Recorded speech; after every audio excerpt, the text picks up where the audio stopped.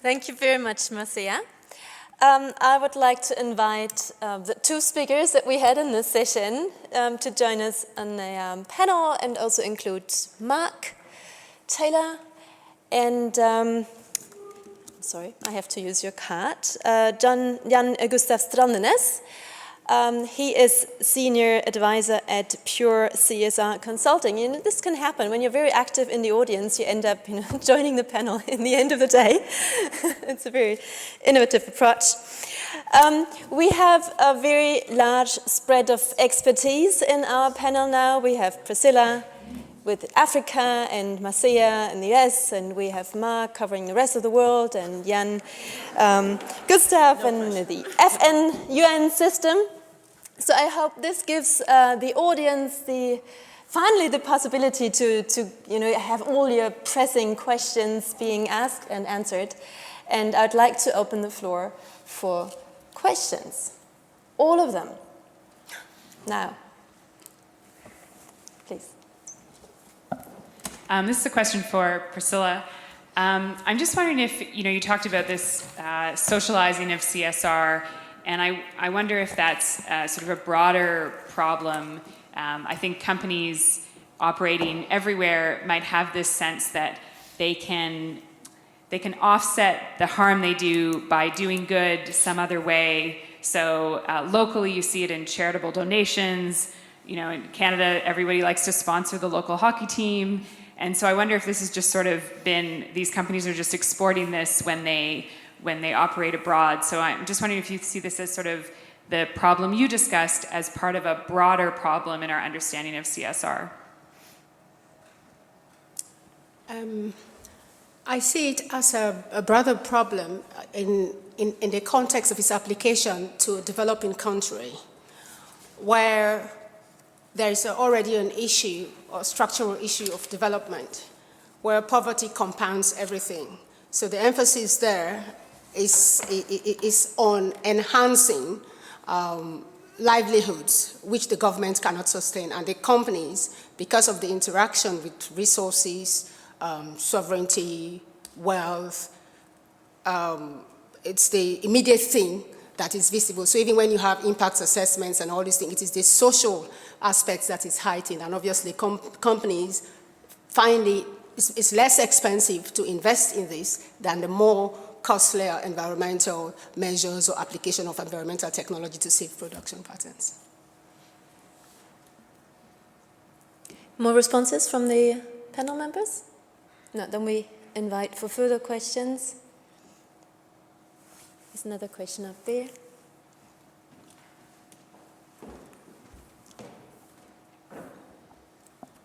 Yes, thank you. This is a question for Marcia.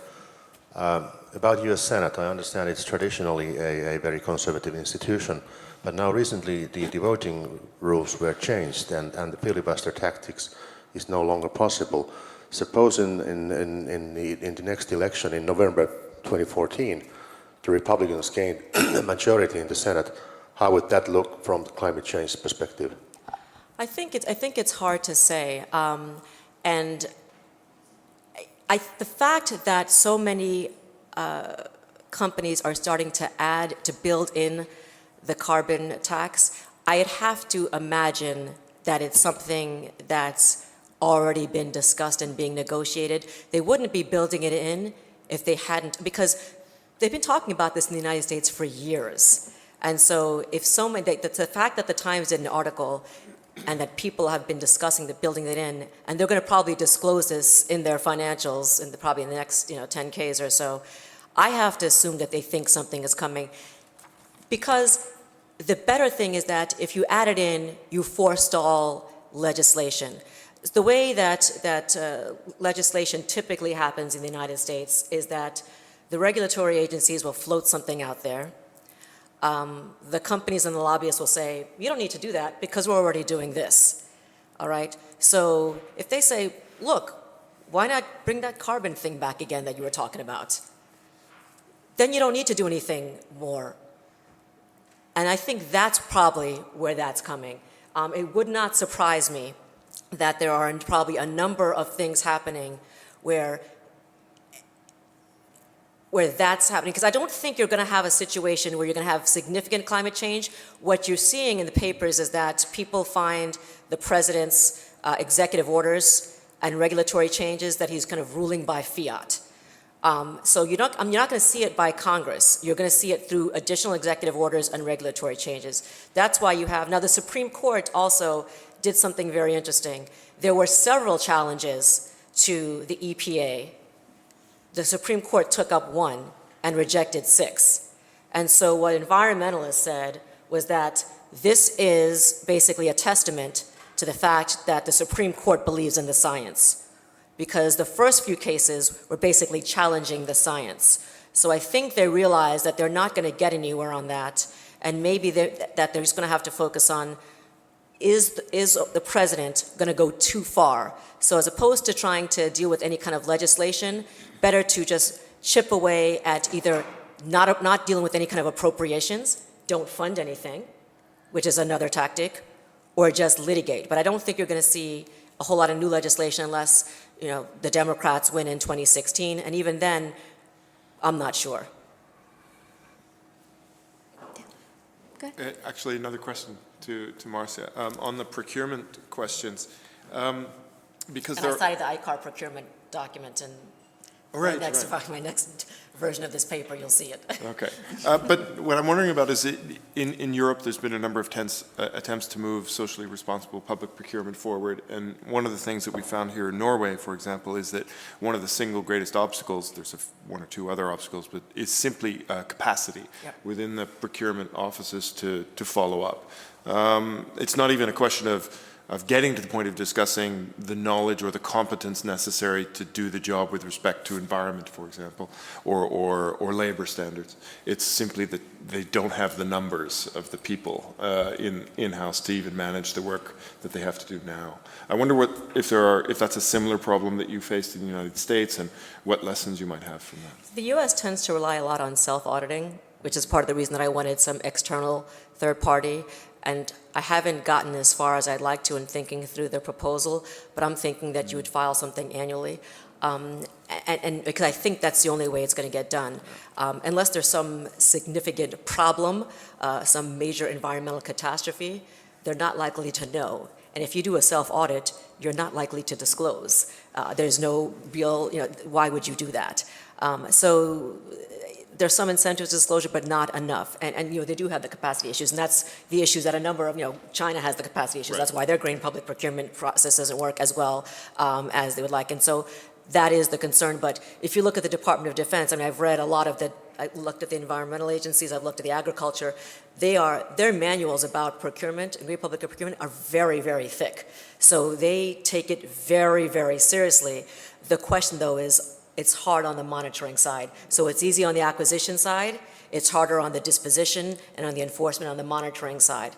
And I think that companies respond to incentives and penalties, and there's going to have to be some kind of penalty. Yeah.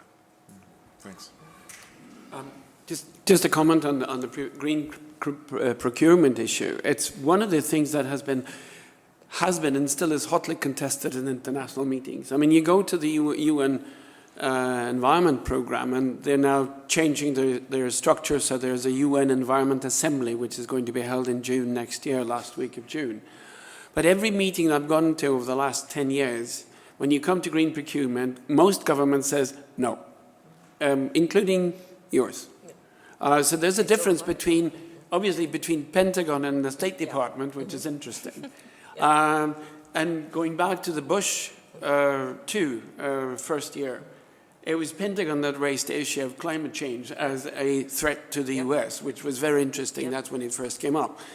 Another point, there's a tendency to Norwegians to say that we're almost doing the best things on most cases, which of course we are, in all modesty. But I will challenge the thing about public procurement and municipalities in Norway. I've been traveling around talking to a lot of municipal people involved in green issues or green policy issues. And it's not only a question of capacity, but it's a question of knowing about it and how to do it. Back in 1992, when the UN had its first Rio conference, the UN conference on Environment and Development, Local Agenda 21 was also more or less decided upon. In 1993, there was a huge conference in Los Angeles with municipal leaders from all over the world, including a lot of cities. When we came back, the Norwegian government says whatever municipality in Norway wants to do it and become a green municipality, you can do it on a voluntary basis. In Sweden, they said it's mandatory, and Sweden has today the best municipal system of green policies in the world. It's rivaled in a number of cases by UK municipalities, but all over, I think Sweden has beaten us there, I'm sorry to say that. So there's a lot to be done on green procurement, even inside the UN itself. And the US, by the way, most of it it's an affirmative program, so there's preferences, there's a few things that you have to do, but most of the agencies, it's not mandatory. So that should be made clear.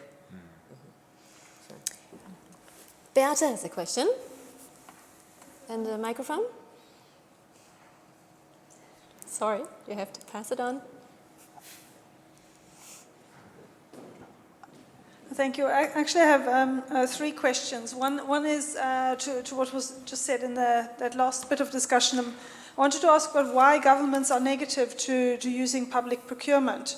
I often get the impression that the people working with public procurement are not sure whether they can require and have environmental requirements, for example, because they have this vague idea here in Europe that the EU law prevents it, or they might have some vague idea about other parts of trade law that prevent it. But I'm actually surprised to hear that countries are out and out negative to using public procurement in that way. So that's the first question, why that is the case.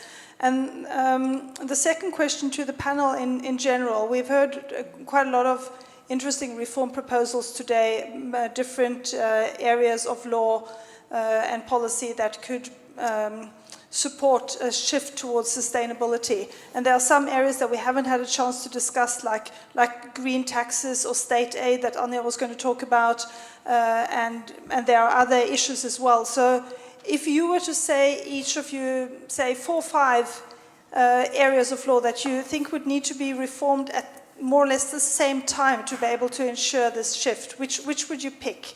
If 4 or 5 is too difficult, you can say 3.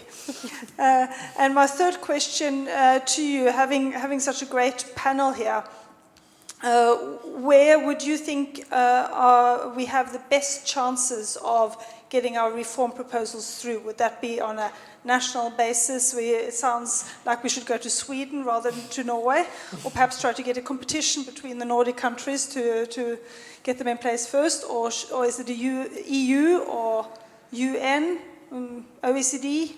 Where do we start? Thank you.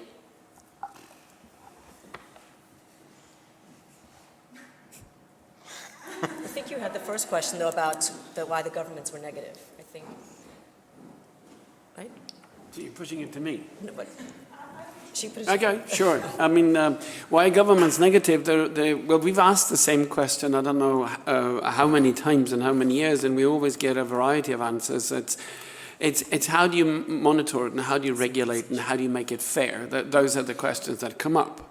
It was very interesting to see that a community, a municipality just outside of Oslo here, bought a new fleet of cars they use to visit, elderly and stuff, and they all have a range of about 25 kilometers per day. They all bought Toyotas instead of the electric cars. I mean, it's absolutely ridiculous what they do.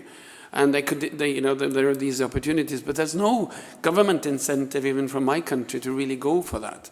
Unfortunately. So there's a host of, I would say, irrational arguments given at these international meetings.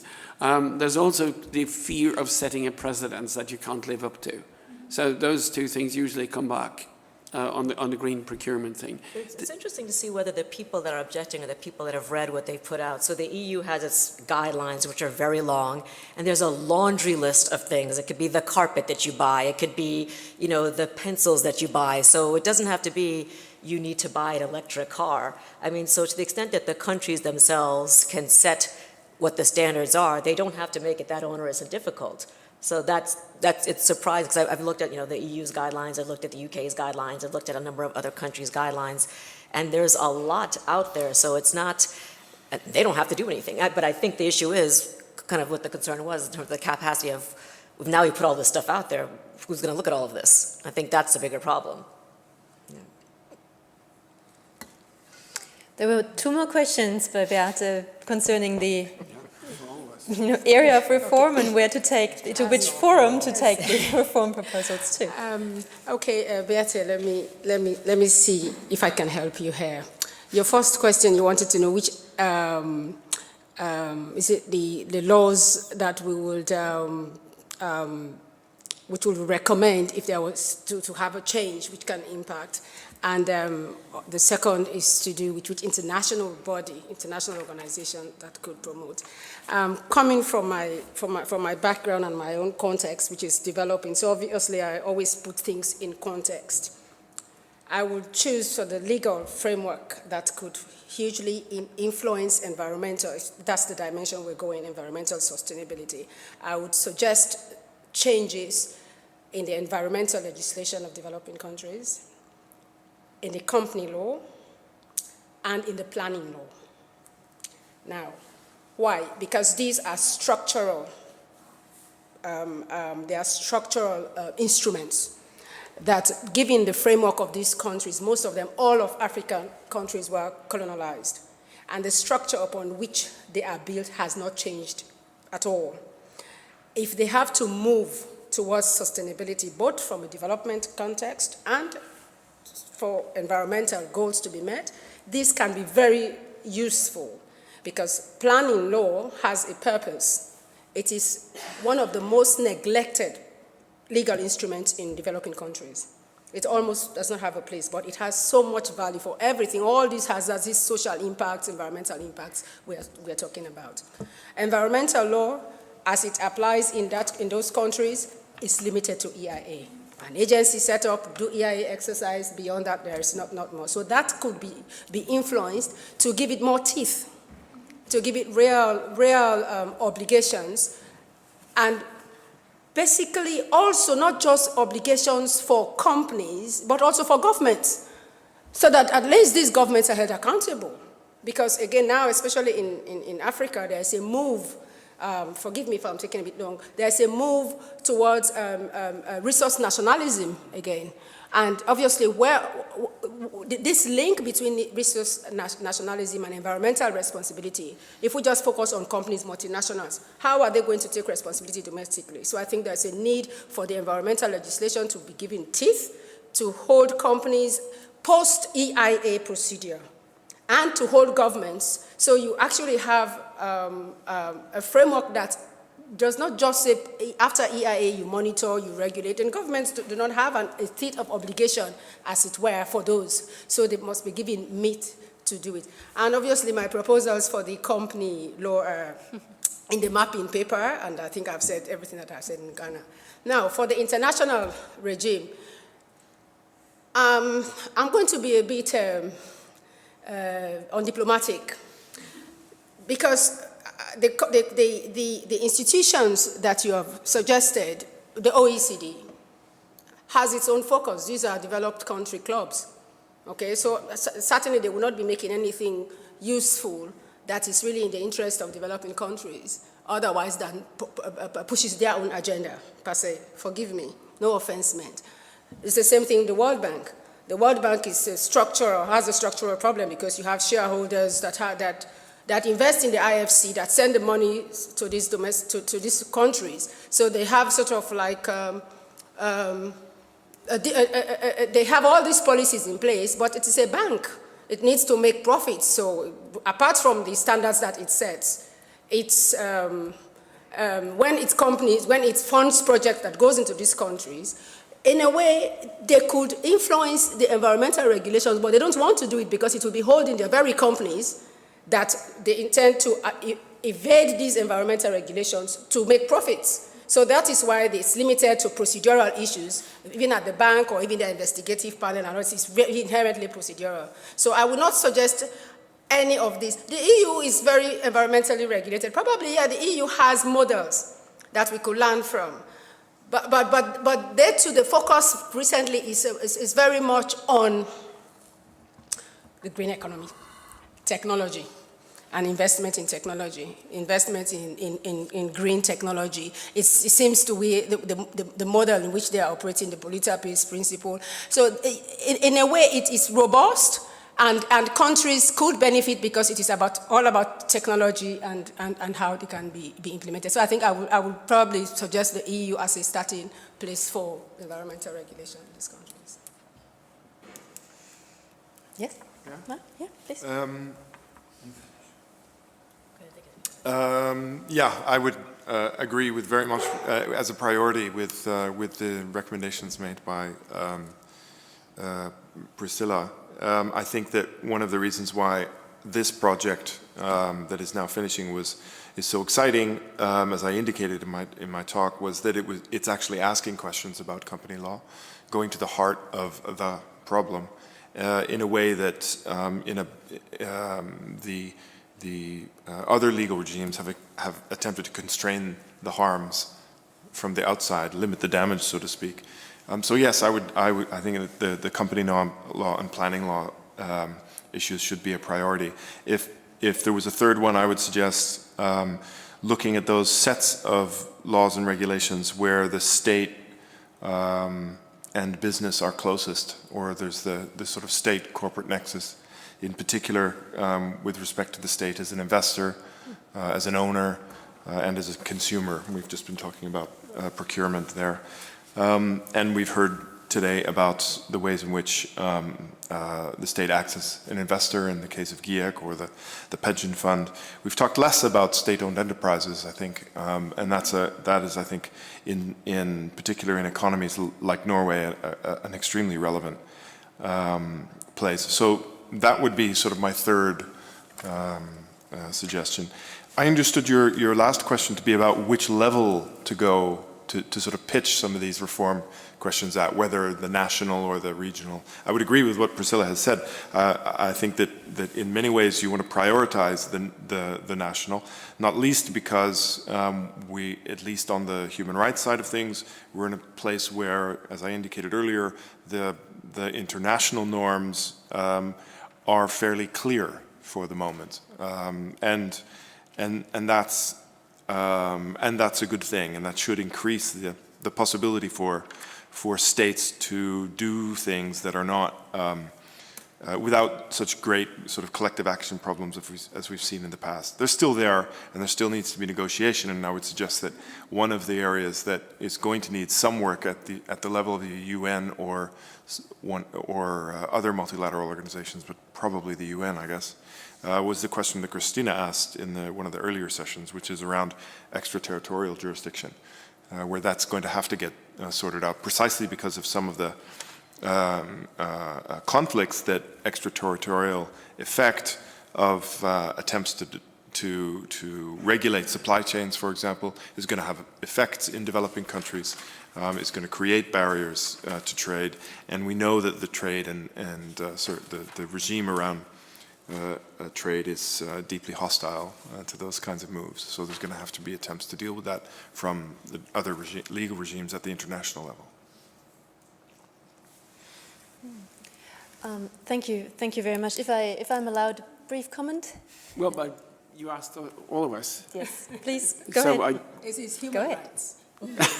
Well, as I'm not a lawyer, I will of course agree with the lawyerly words being spoken here. I don't want to be challenged in court for doing anything wrong.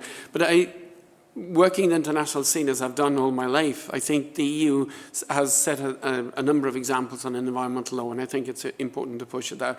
But not only for the reason of the technical issues or the green economy issues, but also because, unfortunately, when EU exceeded a number of states, a different setup of thinking came into being and is challenging the EU from inside. And it's not going in a radical way. It's going in many ways in a conservative, a dramatically conservative way. There are enough examples to see where countries inside the EU are challenging basic human rights and freedom of speech. So I think we need to push for that inside the EU and be vigilant there. because this is kind of a culture we know. The second level is, of course, the UN. And I come back to what I said earlier about the SDGs, as they're being developed as we speak. And once they've developed, the UN will synthesize this in a report which will be made public in April, thereabouts. September negotiation starts, and they will end in September 2014 they start, they will end in 2015. There will be a summit, a 3-day summit with state leaders and the UN, and that's it. We'll have somewhere between 10 and 15 SDGs, a number of indicators, monitors, etc. That's going to become national targets for every country, including this one. The question is... Oh, sorry. Yeah. You've been so good at using acronyms, which I haven't understood, so I thought I'd get back to you a little bit. Sorry about that. Now, these are, the Sustainable Development Goals, the SDGs, the Sustainable Development Goals that will replace the Millennium Development Goals. The Millennium Development Goals and the Sustainable Development Goals will be merged into one process. Actually, that's happening. That was a decision made by the General Assembly of the UN on the 24th of September this year. So come 2015, the Millennium Development Goals, the MDGs, and the SDGs, the Sustainable Development Goals that came out of the Rio process in 2012, as the biggest surprise, will be one process. And the difference between the MDGs and the SDGs, as it said, the MDGs are directed to Africa, Asia, Latin America. The SDGs will be universal in nature. And countries have already signed on to make them an integrated element of each and every country's plan of action in the future. Now, to monitor that thing, they have the UN and its member states have developed something they call the High-Level Political Forum, the HLPF. This is the forum that is going to coordinate sustainable development policy for the next 20 years. They've deliberately made this the weakest body possible. A lot of countries didn't like it.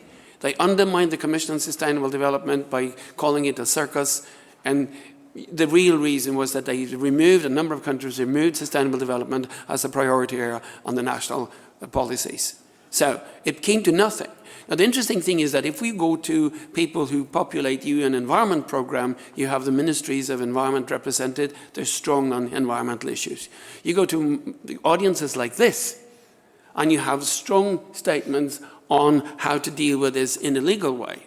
But if you go to the summits of the UN, you have weaknesses and you pull back, because this is where the State Departments and Ministry of Foreign Affairs work. So this is another area where we need to work. We need to work on the Ministers of Foreign Affairs, and we have that access, all of us. We can't sit in our rooms and then say they're doing the policies of Norway or Sweden or any country, because they don't. They do what the bureaucracies tend to do, and they prioritize. They have not prioritized the Sustainable Development Goals as such. There will be a day of governance and rule of law, which is going to be in February, and I think you should all be diligent in watching that. Lots of things have happened over the past 20, 30 years, and we've come a long way. I mean, and one thing that I keep hearing at all these meetings I go to about sustainable development, and especially about corporate sustainable development, is that companies can save a lot by becoming environmentally conscious. We have to stop using that argument to sell environment and sustainable development. Sustainable development is costly. You take the Olympics, yes, they used 0.2% of the budget for the Olympics in London to investigate and monitor sustainable development. And they actually saved in the vicinity of $20 million by investing in sustainable development thinking. And we might do the same in Norway. But selling the argument to the corporate world that you will save a lot of money by becoming sustainable is not going to work in the end. Because turning the world around to sustainable development and environmentally conscious development is going to be costly. And if you go back to the assessments made in 1992, they said that turning the world green is going to cost you billions of dollars. And that was in 1992. And we're moving, but we're not moving in the right direction. And then the final thing, the monitoring and review mechanism and reporting and verification. This is an issue that has become like a hot potato, a red herring or whatever. And majority of countries participating in the UN on SDGs don't want it. They fear it, and the G77, and as you said, being undiplomatic, I'll follow up, mostly African nations, but some Asians and Latin American nations, we don't want it because it's colonialistic. It isn't. And we need to make sure that the monitoring systems and the reporting make sense. I think that's been raised again. So this is another area that I would prioritize. And I think I'm not quoting the dear gentleman from Finland whose name I can't remember, but I think you said reporting is not only reflecting on reality, but it's also constructing reality for the future. And that's exactly what reporting is building competences. Instead of making prophecies about the future, let's create it, someone said. And I think that's what I bring from this fantastic 2 days that I've been invited to. Thank you. I'm not nearly as poetic. I will just say, first, I'd be remiss if I didn't think you should use mine because I wrote it, but also because I think the United States has a moral obligation to use its leverage to do something more than they are about climate change. And if you want to do business with the federal government, then the federal government has a right to tell you how to do business with it. And it's difficult.